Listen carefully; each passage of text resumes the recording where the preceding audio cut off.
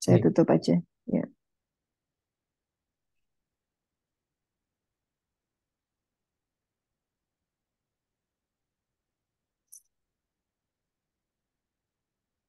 kita mulai jam berapa kira-kira? Dimulai jam 6.05 juga nggak masalah nih. Oke, ya Jam udah. 6.03 2 menit lagi.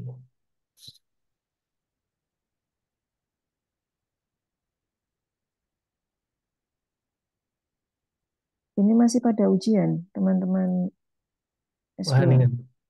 ini Mm-mm. kalau ini kan baru selesai kemarin punya. Oh, syukurlah. Iya, sekarang sudah ini masuk periode selanjutnya. Hmm, iya.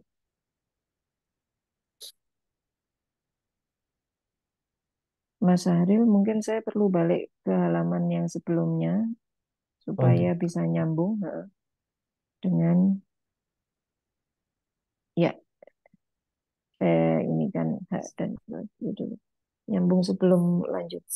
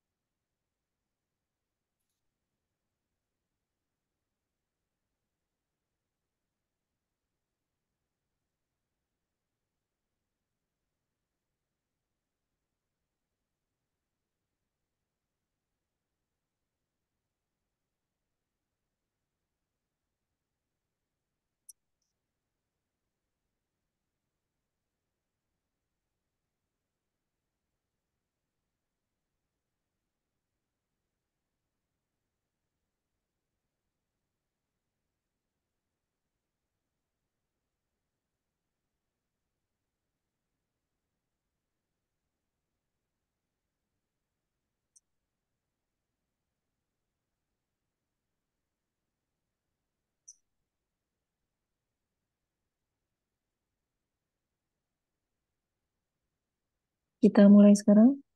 Oke, monggo. Oke, bismillah. Assalamualaikum warahmatullahi wabarakatuh. Hmm, hmm, hmm. Alhamdulillahirabbil alamin wassalatu wassalamu ala asyrafil anbiya'i wal mursalin sayyidina maulana Muhammadin wa ala alihi wa ashabihi ajmain amma ba'du. Teman-teman sekalian, khususnya teman-teman LPLH PCINU Belanda. Alhamdulillah pada pagi hari ini waktu Belanda kita masih berkesempatan untuk bertemu kembali ngaji bersama di eh, forum yang diinisiasi teman-teman LPLH PCNU Belanda. Meskipun ini sudah berapa kali libur ya, setelah Lebaran baru kita, setelah Ramadan baru kita mulai lagi, nggak apa-apa. Semoga ini bisa menjadi awal yang baik.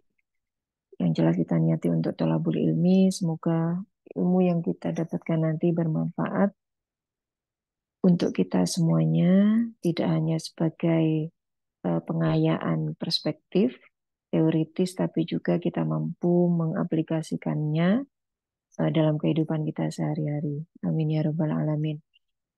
Salawat dan salam tak lupa kita haturkan kehadirat Rasulullah SAW. Semoga kita semuanya mendapatkan syafaat beliau di hari akhir. Amin ya Rabbal Alamin. Sebelum kita lanjut mengaji, mari kita baca Al-Fatihah dulu. Kita hadiahkan kepada Rasulullah SAW, semua guru-guru kita, orang tua kita yang sudah mengajar kita. Wabil khusus mu'alif hadal kitab Syekh Ali Jum'ah.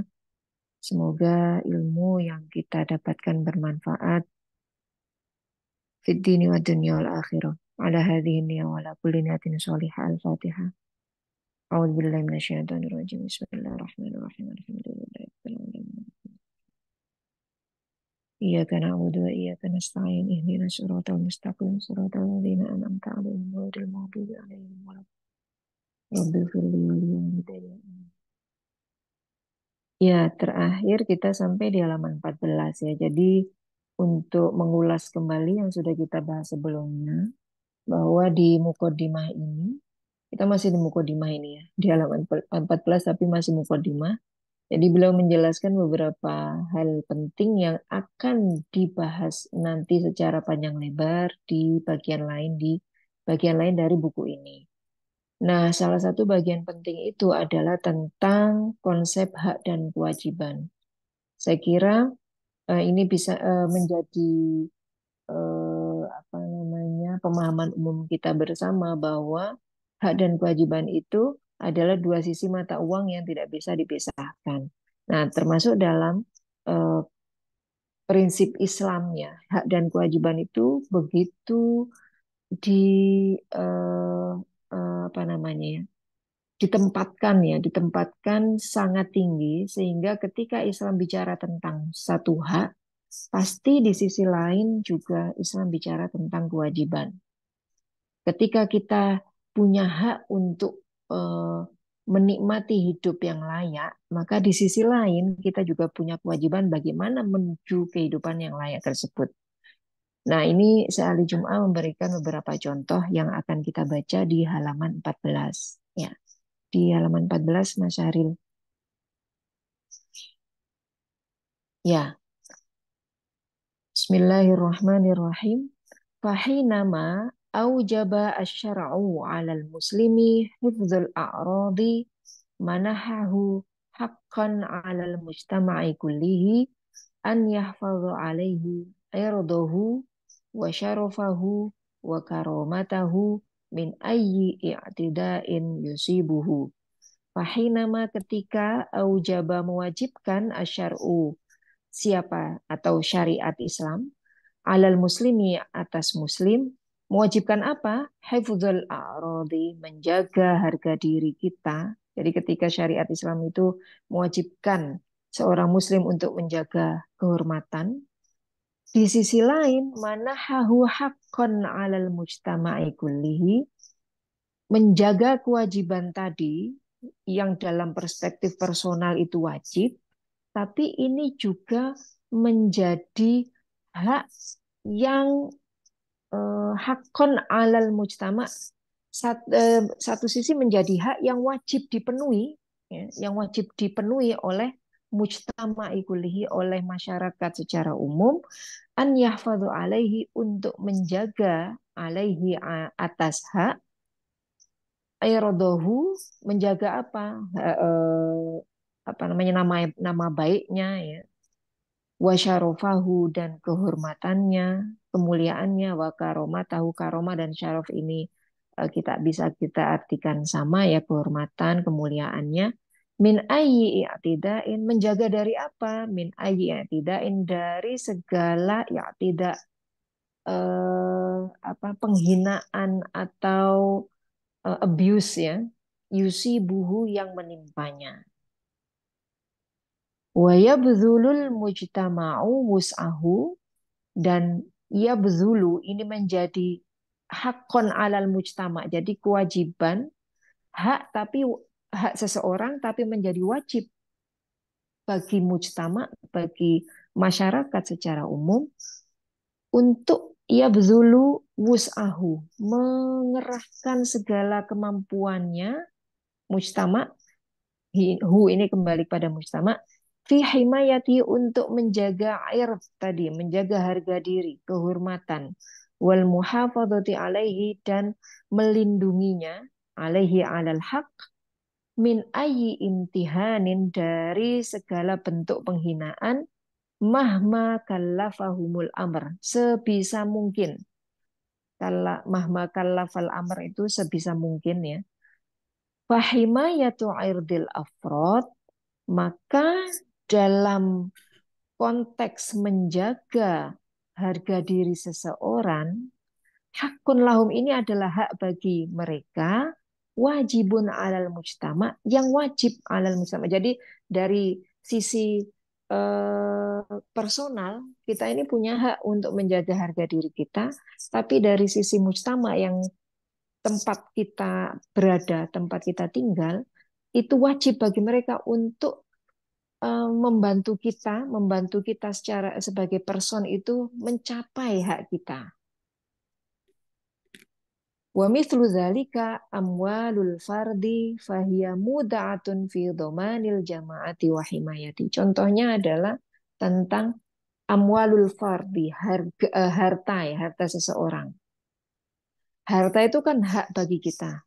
Kita boleh punya harta benda, mengumpulkan harta benda, bekerja untuk apa namanya, mengumpulkan kekayaan dengan tujuan tertentu supaya kita nanti bisa punya rumah, misal membeli apa yang ada di dalam rumah, isi rumah kita penuhi segala berkakas dan seterusnya. Kita boleh punya hak untuk membeli tanah, kekayaan kita boleh untuk punya kekayaan itu. Tapi di sisi lain, masyarakat tempat kita tinggal atau society tempat kita tinggal itu punya kewajiban untuk menjaga harta kita supaya tetap aman. Nah, ini kan eh, kita melihat di sini bahwa konsep hak dan kewajiban itu melekat, tidak bisa dipisahkan satu sama lain. Ketika seseorang diberi hak dalam Islam, di sisi lain ada pihak lain yang harus yang punya kewajiban untuk mendorong person-person tadi memenuhi haknya.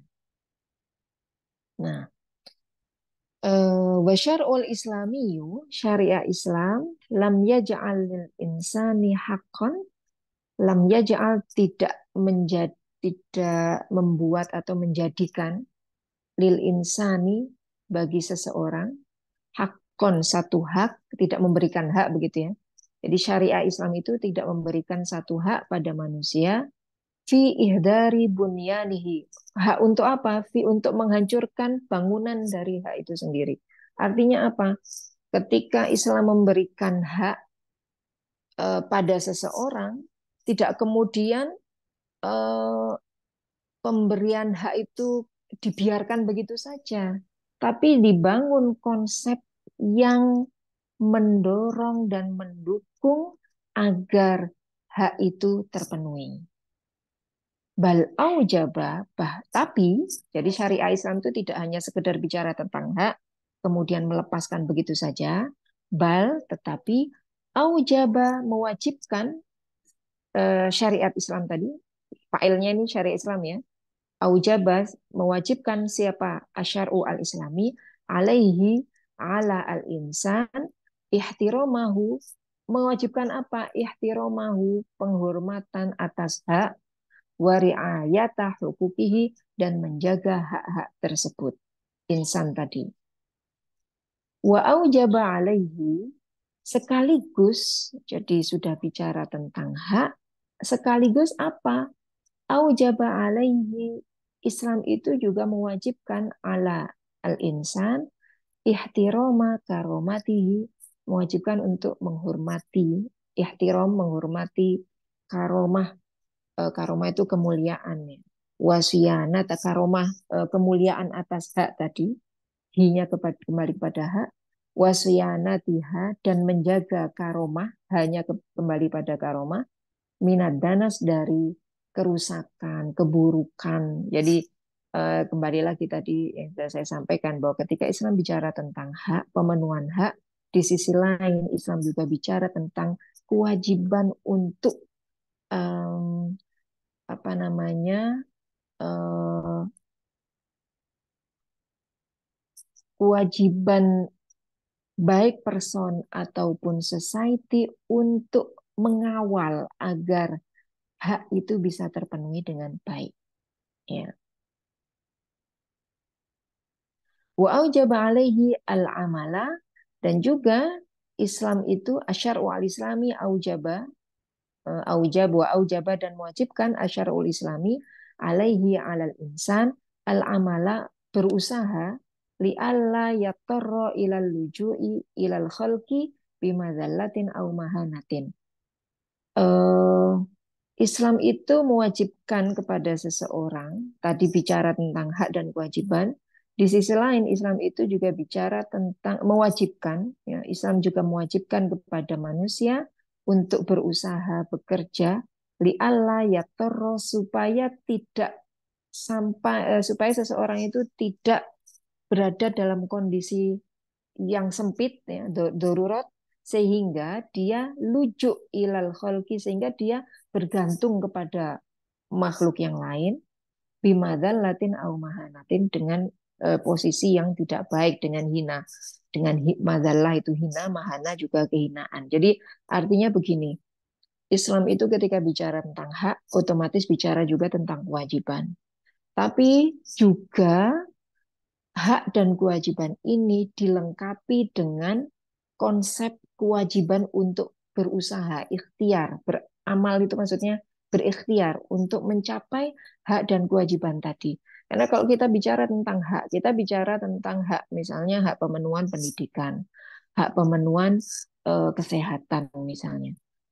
Tidak hanya sekedar Islam itu bicara hak pemenuhan pendidikan dan kewajiban yang kemudian eh, pemenuhan pendidikan dan kesehatan, maaf, pemenuhan pendidikan dan kesehatan yang kemudian menjadi kewajiban masyarakat atau mungkin kita bisa bisa juga bicara dalam tatanan pemerintahan ya, supaya pemerintah dan masyarakat itu bekerja sama untuk memenuhi hak person-person tadi, mencapai pendidikan yang layak, kemudian kesehatan yang baik.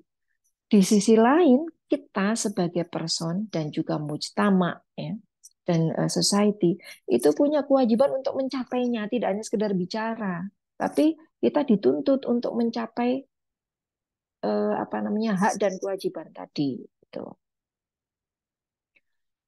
Wamin nafsil mantik. Nah, dari logika ini baru kita nanti akan masuk dalam isu-isu lingkungan.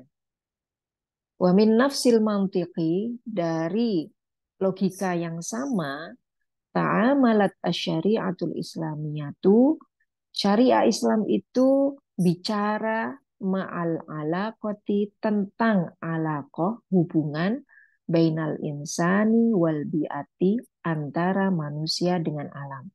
Jadi ketika bicara tentang hubungan manusia dengan alam, kita eh, apa namanya menurut Syekh Ali Jum'ah itu ada konsep hak dan kewajiban yang harus kita perhatikan. Fakama aujabat alaihi al-muhafadzata wal musyarakata war rahmata war rifqa. Fakama aujabat, sebagaimana aujabat mewajibkan asyariah al-islamiyah, mewajibkan siapa syariat Islamiyah, alaihi alal insan al-muhafadzata, untuk menjaga, wal musyarakah dan bekerja sama, warrohmah dan menyayangi, warifqo dan berbuat baik, ja'alat lahu haqqan yutolibu bihi. Di sisi lain, ja'alat syariah Islamiyah juga bicara ya, tentang apa?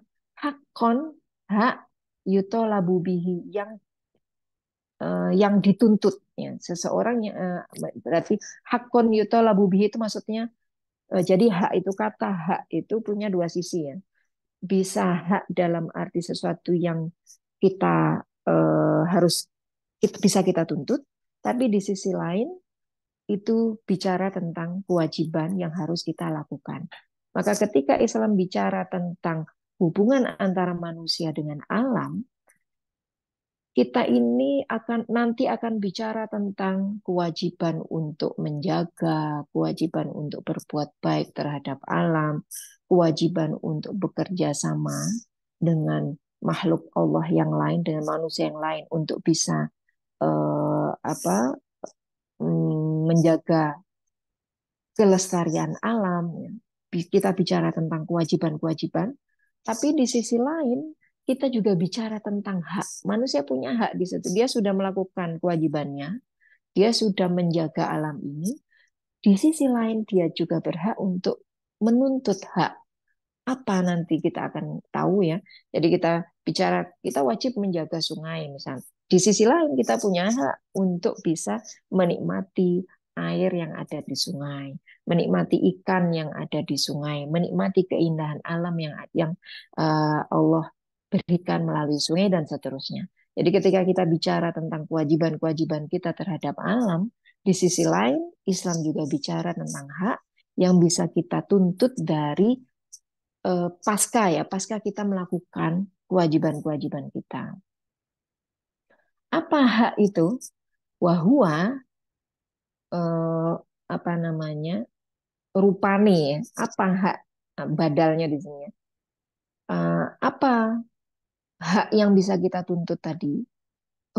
An ya'isha fi bi'atin nadhifatin jamilatin. Hak yang bisa kita tuntut setelah kita tadi bicara tentang muhafadzah, musyarakah. Muhafadzah itu menjaga, musyarakah bekerja sama. Kemudian ada rifkun, berbuat baik. Kemudian ada rohmah, kita sudah menyayangi makhluk Allah, apa namanya, ciptaan-ciptaan Allah yang ada di lingkungan dalam bi'ah itu tadi. Ada hak yang bisa kita tuntut, wahua, maaf ini bukan badal tadi, wahua. Eh, Adapun ini masih mubtada khobar, tapi untuk menjelaskan hak tadi ya. An ya'isha ialah an ya'isha untuk bisa hidup fi bi'atin di lingkungan nadhifatin yang bersih, jamilatin yang indah, yash'uru fiha bil hurriyati wal karomati, yash'uru yang bisa merasakan siapa manusia fiha fil bi'ati bil hurriyati dengan eh, kebebasan, wal karomati dan penghormatan. Nah, di sini kita diberi contoh ya oleh Syekh Ali Jum'ah dalam konteks isu lingkungan ketika kita bicara tentang hak dan kewajiban itu contohnya adalah ketika kita punya kewajiban untuk menjaga alam, menyayangi alam, kemudian berbuat baik terhadap alam, kita juga punya hak untuk bisa hidup di lingkungan yang baik, yang sehat, yang kita merasa lingkungan yang mampu memunculkan rasa dalam diri kita, rasa senang, rasa apa namanya, huriyah itu bebas gitu ya, dan juga penuh penghormatan. Ini dua sisi mata uang yang tidak bisa dipisahkan ketika kita bicara hak dan kewajiban. Contoh lain, bagaimana pemenuhan hak ya setelah kita menjaga, setelah kita melakukan kewajiban kita, ada hak yang bisa kita tuntut. Ini betul-betul diperhatikan dalam Islam, seperti yang akan kita baca ini dalam konsep muhtasib. Muhtasib itu kalau sekarang pengawas ya. Jadi pengawas dalam arti yang umum. Misalnya di pasar ada pengawas pasar. Dalam dunia kesehatan ada pengawas apa namanya dokter, misalnya supervisor gitu ya. Kemudian dalam dunia pendidikan juga ada pengawas guru. Dalam dunia pertanian misalnya juga ada pengawas yang mengawasi. Jadi muhtasib itu artinya adalah pengawas, tapi dia nanti terpecah-pecah di bawahnya ya ada pengawas di bidang makanan, pemenuhan apa namanya kebutuhan di pasar, stok pasar misalnya, kemudian pemenuhan standar kebersihan bagi para penjual makanan misalnya, kemudian pengawas di bidang pendidikan dan seterusnya. Ini menjadi concern eh, fikih Islam ya, yang mungkin tidak banyak orang tahu ya konsep muhtasib ini. Dijelaskan oleh Syekh Ali Jum'ah, wa qad kana al muhtasibu al wa qad ini untuk takkid ya. Karena ada al muhtasibu, siapa al muhtasib ini pengawas fid daulati al islamiyati di negara Islam. Jadi di negara Islam dalam sejarah apa namanya pemerintahan Islam dan ini sudah ada sejak zaman Rasulullah SAW. Itu ada konsep muhtasib. Apa yang dia lakukan, yang dilakukan oleh muhtasib? Yakumu bidaurin kabirin, yakumu melakukan atau melaksanakan siapa al-muhtasib bidaurin kabirin dengan peran yang sangat besar fil mutolabati untuk me, apa namanya mengawasi pemenuhan bihukukil afrod, pemenuhan hak pribadi atau hak masyarakat fit tanah umi agar mereka bisa tanah merasa nikmat atau bisa hidup layak begitu ya, hidup sehat, hidup eh, dengan jaminan gitu ya. Bibi atin nazifatin dengan lingkungan atau hidup dengan jaminan untuk bisa menikmati biah lingkungan yang nadhifah, yang bersih, wa khodamat rokiyah, dan mendapatkan layanan yang eh, apa namanya eksklusif. Rokiyah itu maksudnya tinggi ya, layanan yang eh, sangat baik begitu ya. Rokiyah itu ya sebetulnya artinya tinggi, tapi layanan yang eksklusif, layanan yang baik, layanan yang luar biasa. Wa kadzalika fi ilzamil ihsan wal itqan fil amal. Fi ilzamihim al ihsana. Wa kadzalika begitu juga muhtasib tadi dia punya tanggung jawab untuk mengawasi ya, fi ilzamihim al ihsan, mengawasi manusia, mengawasi anggota masyarakat untuk bisa maksimal mengerjakan tugas mereka. Al-ihsan itu melaksanakan tugasnya dengan baik, itqon itu dengan teliti, ya. Fil amali dalam pekerjaan yang mereka lakukan.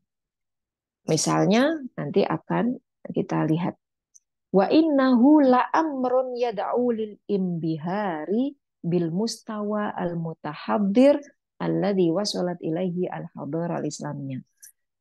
Sejarah yang kita lihat di pemerintahan Islam sejak masa Kanjeng Nabi Muhammad SAW dan terus berlanjut sampai apa namanya Daulah Islamiyah ya di negara apa namanya negara Islam pada saat itu di baik berupa kerajaan atau yang lainnya, kita melihat bahwa konsep muhtasib ini merupakan capaian peradaban yang luar biasa. Tahadur itu apa, hadoroh itu peradabannya. Ini merupakan capaian yang tadau amrun yadau lil inbihar, sesuatu yang capaian yang membuat kita ini merasa takjub. Imbihar itu takjub. Kenapa? Karena mereka mencapai derajat atau level mustawa al mutahadir, level peradaban yang sangat tinggi, yang mungkin sekarang dalam dunia modern ya diterapkan sebagai sesuatu yang bentuk peradaban modern gitu ya. Tapi sebetulnya ini sudah ada sejak masa Kanjeng Nabi Muhammad SAW dan Daulah Islamnya sudah dilaksanakan sejak dulu. Sudah ada konsep muhtasib ini, konsep pengawas. Apa yang terjadi pada masa itu? Fakodekana sungguh telah terjadi ya tak ada al-muhtasibu, siapa al-muhtasib pengawas itu, ala sabilil misal, contohnya apa yang dilakukan oleh muhtasib, yutolibu, mereka menuntut atau mengawasi al-khobbaza, tukang roti. Jadi kalau sekarang bakery itu di bawah pengawasan muhtasib ini. Dulu tukang-tukang roti ya kalau kita menyebutnya sekarang bakery ya, atau mungkin penjual makanan, restoran, itu semua diawasi oleh muhtasib. Apa yang dilakukan oleh muhtasib? Muhtasib ini mengawasi, menuntut, ya mengawasi ya para eh, pelaku usaha di bidang makanan itu, bi an yakuna mulasaman. Mereka semua harus pakai masker ketika mereka masak. Nah, sampai detail. Mulasaman itu pakai masker. Kenapa kok para penjual makanan, pelaku usaha di bidang catering makanan ini mereka harus pakai masker ketika mereka memasak? Li'annahu, karena bisa jadi, rubama bisa jadi dia si apa namanya khobas tukang roti atau bisa jadi dia apa namanya eh atau itu apa bahasa Indonesianya? Orang kalau hidungnya gatel kemudian cim itu apa itu? Astagfirullah. Bahasa Indonesianya apa, Mas? Bukan Bukan bersin apa ya, Bu? Bersin ya, Oh, bersin ya, bersin, bener betul bersin. bersin ya, betul Oh. betul. Karena bisa jadi dia bersin, atau kalama, atau dia ngomong kemudian muncrat gitu ya, ludahnya. Nah, ini sampai sedemikian rupa dalam Islam itu diperhatikan untuk memenuhi hak masyarakat secara umum supaya mereka bisa mendapatkan makanan yang sehat. Nah, karena ini hak masyarakat, maka pemerintah itu mengatur, menjaga pemenuhan hak itu dengan mewajibkan kepada para pelaku usaha di bidang makanan. Dalam hal ini contohnya para tukang roti ya. Atau bisa juga kita terjemahkan dalam konteks sekarang ya mereka pengusaha catering lah.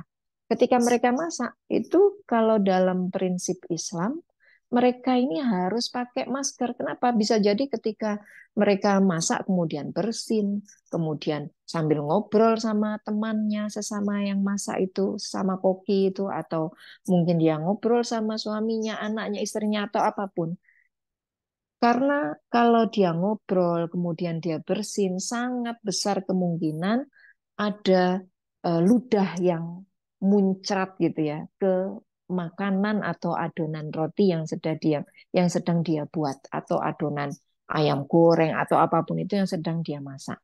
Sampai segitunya. Jadi dalam Islam ini pemenuhan hak masyarakat itu dijaga betul dengan apa namanya konsep muhtasib tadi yang mengontrol supaya para pelaku usaha itu dia punya kewajiban untuk eh, apa namanya menjaga kualitas makanan yang dia jual.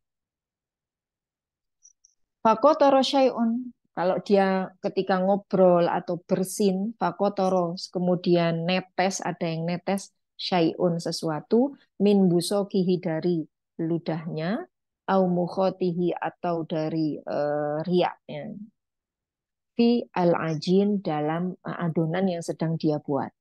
Wa yashuddu ala jabinihi. Selain itu, mereka yang memasak makanan itu, koki-koki atau mereka yang sedang membuat, pokoknya mereka yang apa namanya, pelaku usaha di dunia makanan ini, selain mereka harus pakai masker, mereka juga harus mengikat kepala, menutup kepalanya.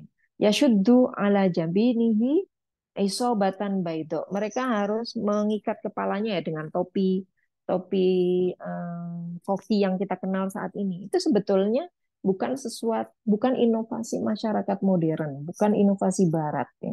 Itu sudah ada sejak Islam ada. Jadi memang sudah diajarkan ketika apa namanya seorang memasak mereka harus pakai masker dan mereka harus pakai topi ya tutup kepala ditutup kepalanya sekarang kan apa ketika kita lihat ya koki-koki itu kenapa sih koki itu kok pakai topi putih misalnya apakah hanya sebagai model atau apa gaya begitu tidak itu memang diajarkan dalam Islam mereka harus pakai topi supaya apa li'alla ya'roko fayakturu minhu syai'un. Supaya ketika dia ya'roko, ketika dia berkeringat, itu tidak yakturu, tidak menetes minhu dari eh, khobas, dari tukang roti atau orang yang masak, syai'un sesuatu fil ajin dalam adonannya. Ya kalau misalnya, jadi topi kepala itu untuk menahan kalau misalnya koki-koki itu berkeringat itu bisa terserap, tidak sampai netes ke makanan yang sedang diolah gitu. Wayahliku sya'ra dhiro'aihi. Selain itu, mereka yang sedang memasak ya, meskipun contohnya di sini hanya tukang roti, tapi ini berlaku umum pada siapapun yang sedang memasak makanan untuk dijual pada masyarakat umum.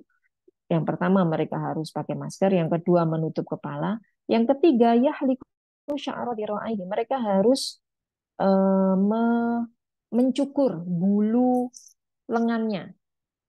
Bulu lengan harus dicukur atau mungkin kalau misalnya nggak dicukur ya pakai baju panjang ya li'alla yasqutu minhu syai'un fil ajins li'alla supaya tidak yasqutu jatuh minhu dari sya'run itu dari rambut lengannya syai'un sesuatu maaf minhu dari khobaz ya dari khobaz syai'un sesuatu fil ajin, sesuatu ini ya bulunya ya, karena disuruh potong dicukur bulu apa namanya tangannya supaya tidak ada yang jatuh fil ajin di adonan.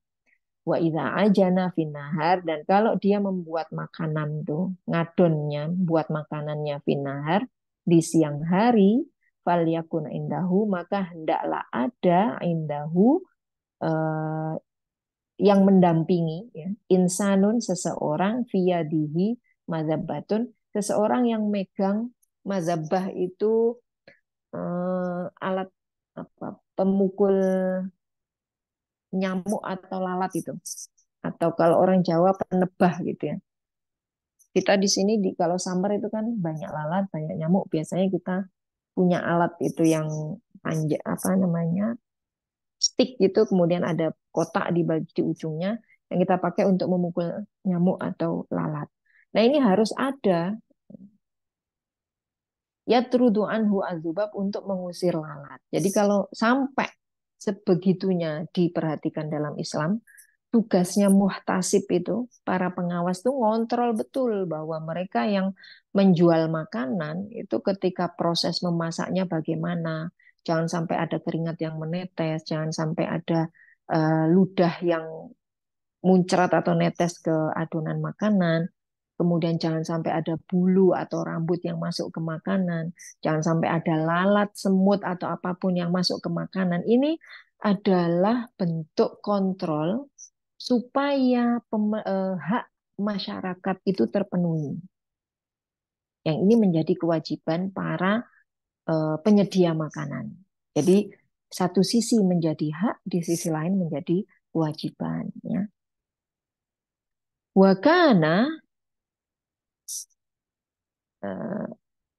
Wakana dan ada yadou meletakkan siapa asyar'u al-islami, syariat Islam, syuruton, beberapa syarat, limuma rosati tibbi, bagi seseorang yang melakukan atau yang punya profesi sebagai dokter atau tukang ngobati ya, atau tabib ya.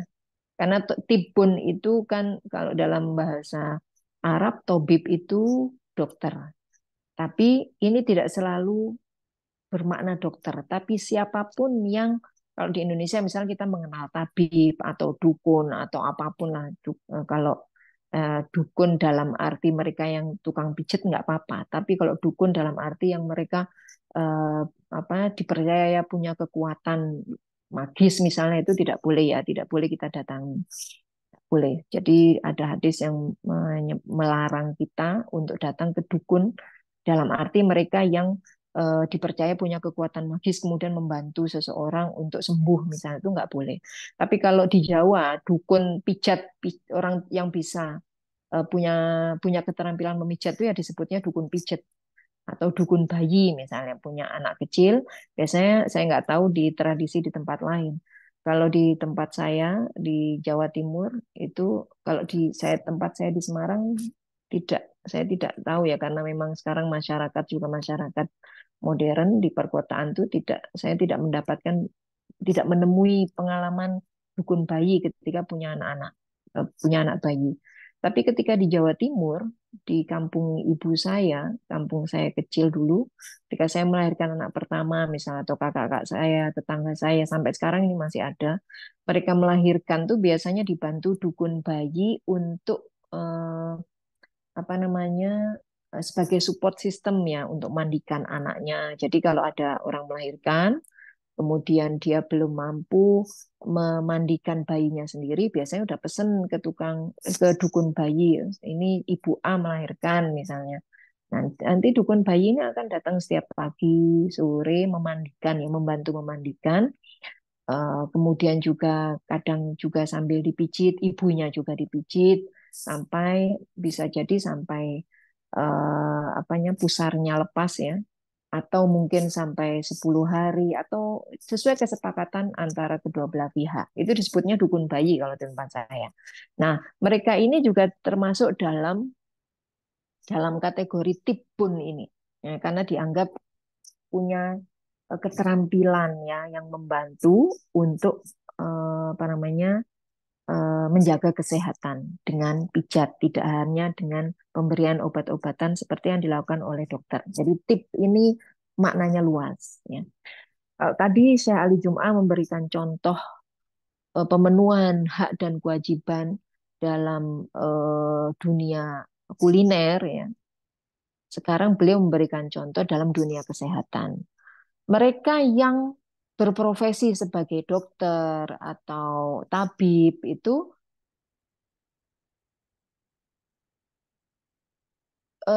tugasnya muhtasib, tugasnya pengawas itu yusyrifu ala tahakkukiha fi man yuzawilu al-mihna. Mereka yusyrifu ala itu mengontrol pemenuhan syarat tadi, tahakkuk pemenuhan itu kembali pada syurut, fiman yuzawilu al-mihnata, pemenuhan syarat tadi pada orang-orang yang berprofesi sebagai tabib. Yuzawilu ini melakukan atau eh, ya melakukan apa ya berkecimpung al-mihnata dalam profesi tadi yang disebutkan di tip profesi pengobatan. Fatobibu huwa, maka sesungguhnya tobib yang disebut dengan tobib, dokter huwa, siapa dokter itu? Al-arifu, dia harus punya pengetahuan yang detail, bitarki bil badani dengan eh, apa namanya anatomi tubuh manusia secara detail. Letak jantung di mana, tarkib itu kan susunan ya, anatomi tubuh manusia. Apa namanya saraf otak ini larinya kemana dan seterusnya ya saya tidak bisa bicara tentang itu ya yang jelas yang namanya dokter itu ya dia pasti tahu kalau ada orang kok misalnya pusing misalnya dia sudah bisa mendeteksi oh apakah nanti pertanyaan akan ada pertanyaan-pertanyaan yang disampaikan oleh dokter misalnya untuk mengetahui kira-kira pusingnya disebabkan oleh apa. Oh, apakah tidurnya cukup, misal makannya bagaimana, perutnya mual apa enggak, dan seterusnya. Itu karena dokter tahu kalau ada orang pusing, penyebabnya itu pusing itu kan gejala ya, gejala atau tanda yang disampaikan oleh otak manusia sehingga kita merasa pusing. Tapi ada penyebab yang lain. Apa penyebabnya? Oh, mungkin ada asam lambungnya misalnya. Oh, atau kurang tidur.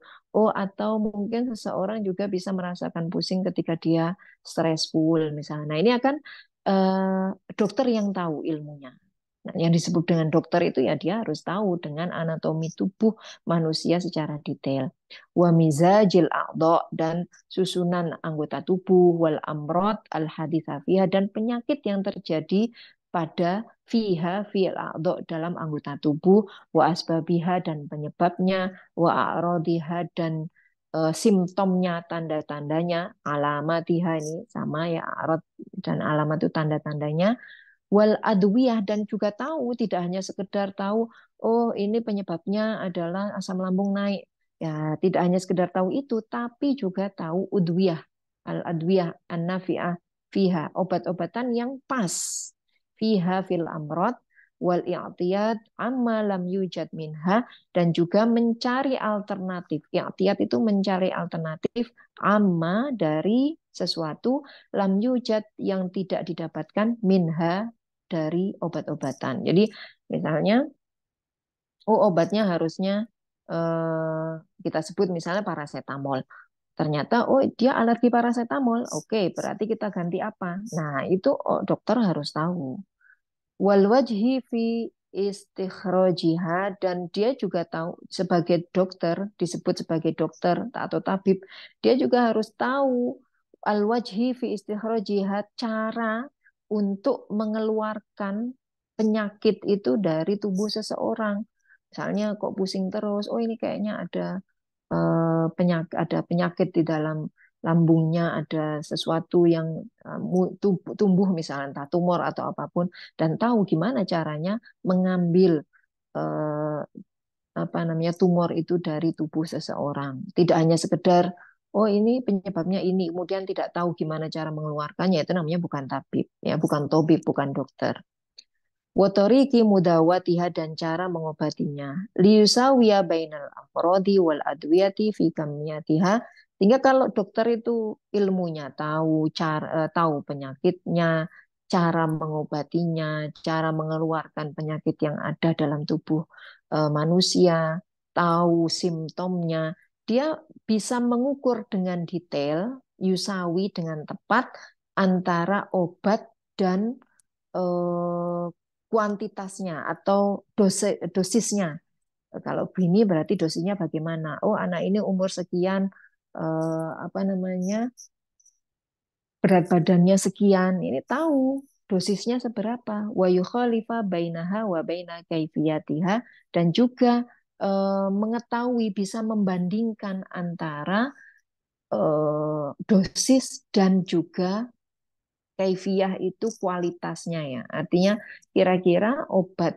Jadi kan obat itu selain yang menentukan kesembuhan seseorang, itu selain dosisnya, juga kualitas atau kecocokannya. Ada obat ini kualitasnya bagus, dosisnya kira-kira pas, tapi nggak cocok buat pasien yang pasien A misalnya, tapi cocok untuk pasien B. Nah, ini dokter yang tahu dari ilmu yang dia miliki. Meskipun tentu dalam hal apa namanya kualitas atau kecocokan sebuah obat untuk seseorang itu biasanya juga melalui pengalaman ya. Jadi misalnya saya kalau batuk paling cocok itu obat merek apa misalnya. Mungkin merek lain kandungannya sama tapi nggak cocok buat saya. Nah ini berarti tidak pas untuk saya minum. Nah begitu. Nah ini apa namanya muhtasib tadi kembali pada muhtasib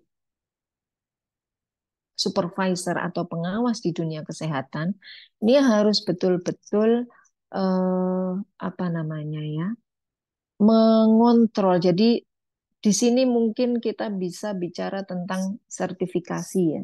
Jadi dokter itu bisa dia punya izin praktek ketika syarat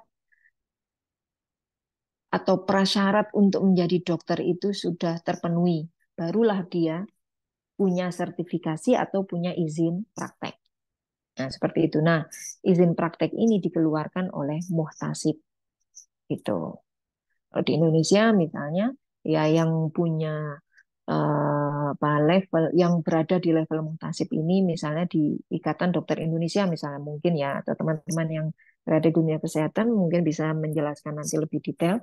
Jadi sebelum seorang dokter itu membuka praktek ya dia harus mendapatkan sertifikasi tadi, mendapatkan izin praktek tadi yang dikeluarkan oleh ID misalnya di Indonesia. Kalau dalam syariat Islam ini dikenal sebagai muhtasib ya, controller. Lanjut, Mas. Ya. Faman lam yakun kadzalika, maka man seseorang lam yakun yang tidak sampai siapa man kadzalika di level itu, fala yahillu lahu maka tidak halal baginya atau tidak boleh baginya mudawatal mardo, mudawatul mardo mengobati orang sakit.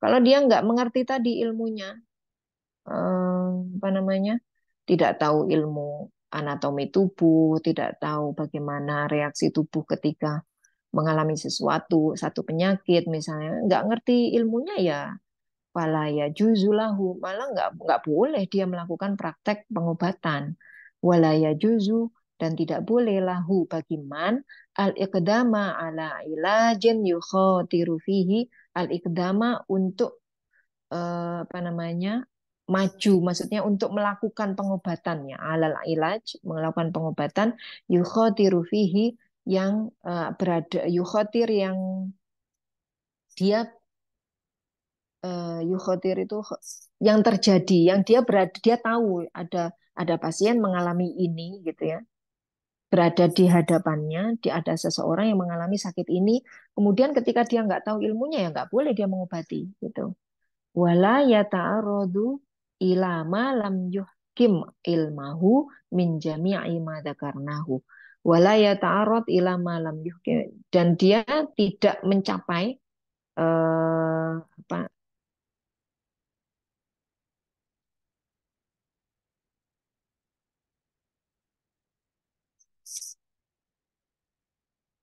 tidak mencapai apa namanya, malam yuhkim ilmahu, dia tidak mencapai level al-hukmu fil ilmi itu. Jadi ilmu ini menjadi muhakam, menjadi diakui gitu ya. Ketika ilmu kedokteran itu menjadi diakui ketika tadi syarat-syarat di depan tadi, dia tahu anatomi tubuh, dia tahu bagaimana cara mengobati, dia tahu bagaimana ketika ada obat tertentu kemudian tidak ditemukan, maka alternatifnya apa. Kalau syarat-syarat tadi tidak terpenuhi, ya nggak boleh dia melakukan apa namanya, praktek pengobatan min jami'i ma dzakarnahu, dari semua yang sudah kita sebutkan tadi. Jadi kalau ada orang dia mengaku sebagai tabib misalnya, atau dia mengaku sebagai dokter, dan ini pernah terjadi ya di Indonesia, ada dokter gadungan yang praktek di sebuah rumah sakit sekian tahun baru ketahuan belakangan ternyata dia bukan dokter.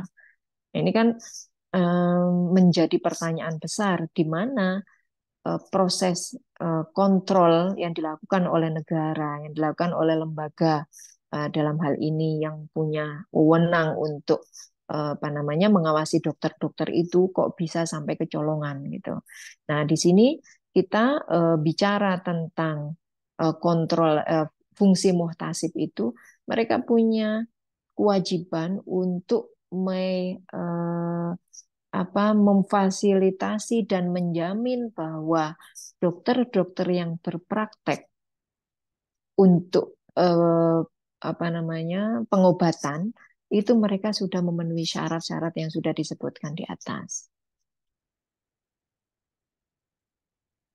Nah, lalu bagaimana dengan isu lingkungan? Waqad ahatat asyariatu, waqad ahatat, dan sudah apa namanya, relate ya, syariah. Syariah apa? Syariah amrul muhafadzati, masalah muhafadzah alal bi'ah, menjaga lingkungan, bita syariatin katsiratin, dengan aturan-aturan yang sangat banyak, dominat, yang menjamin, aturan-aturan itu untuk menjamin irtibato i'maril kaun, hubungan, menjamin hubungan yang erat antara i'maril kauni, eh, apa namanya, Ikmarul kaun itu, imaroh itu kan membangun, pembangunannya. Buatan miyatihi bil itoril amlidini, dan hubungannya. Jadi Islam itu sudah bicara banyak hal, sudah menetapkan aturan-aturan yang jelas terkait pembangunan ya, dengan al-itor al-am lid-dini, dengan urusan agama. Jadi pembangunan itu jangan sampai kita lihat sebagai sesuatu yang tidak ada hubungannya dengan agama, tidak ada hubungannya dengan syariat, itu salah. Ya. Ini dalam Islam ini menjadi perhatian syariat gitu.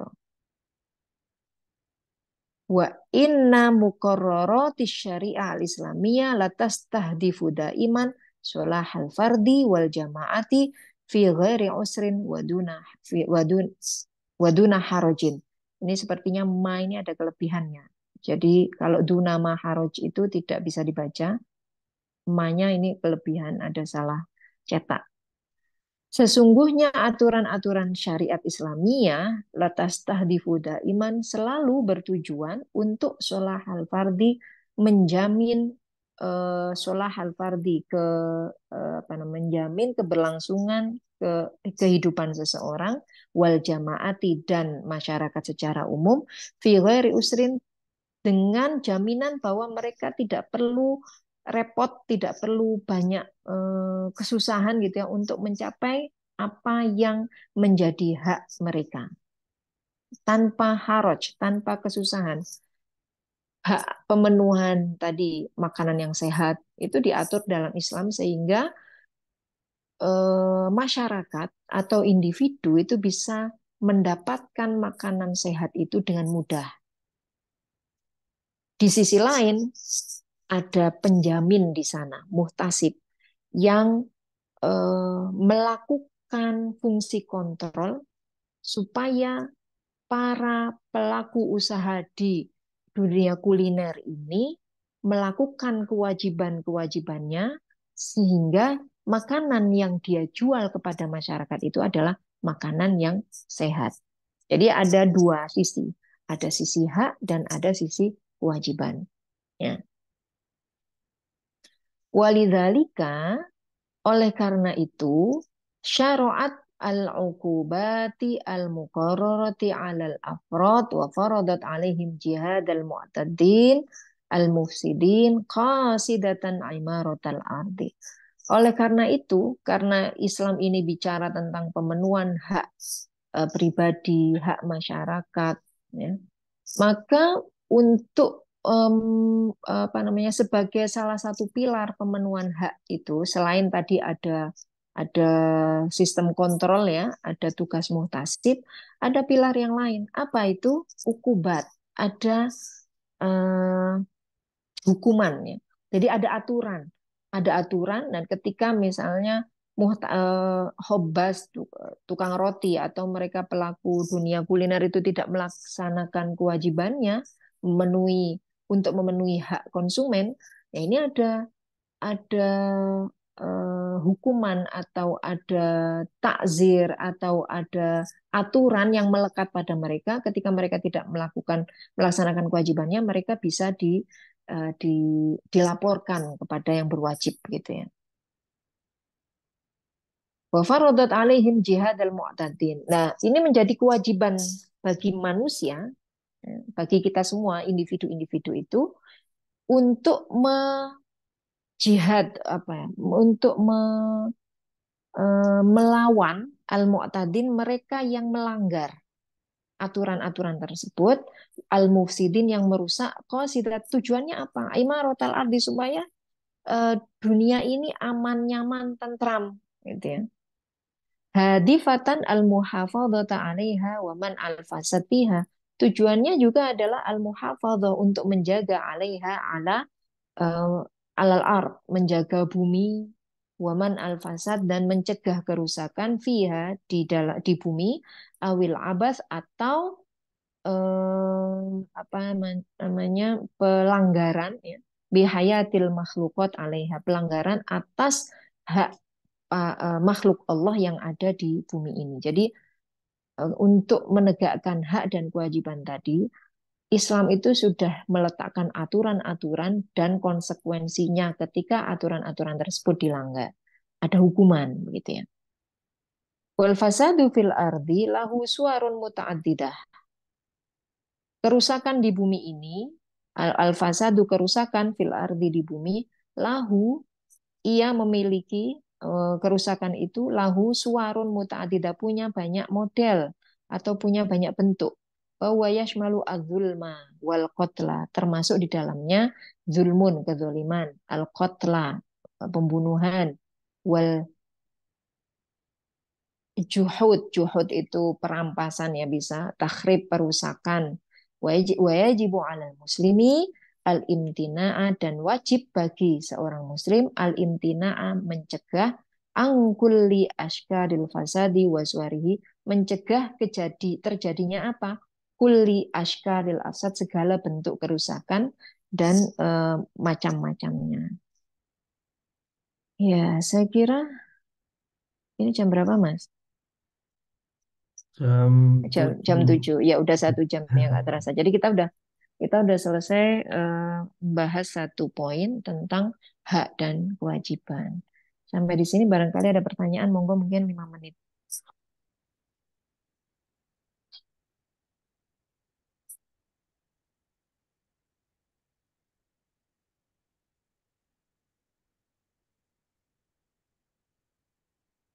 Oke, kalau nggak ada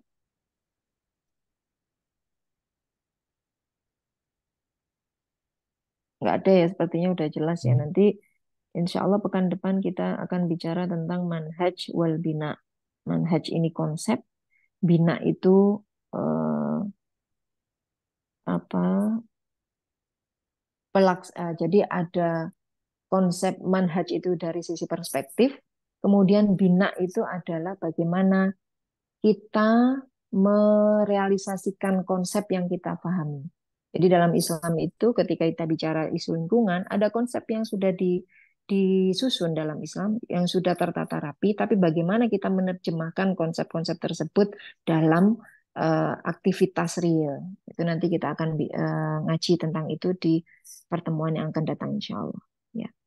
Baik, tidak ada pertanyaan. Kalau ada nanti bisa juga disampaikan melalui grup atau melalui Mas Syahril.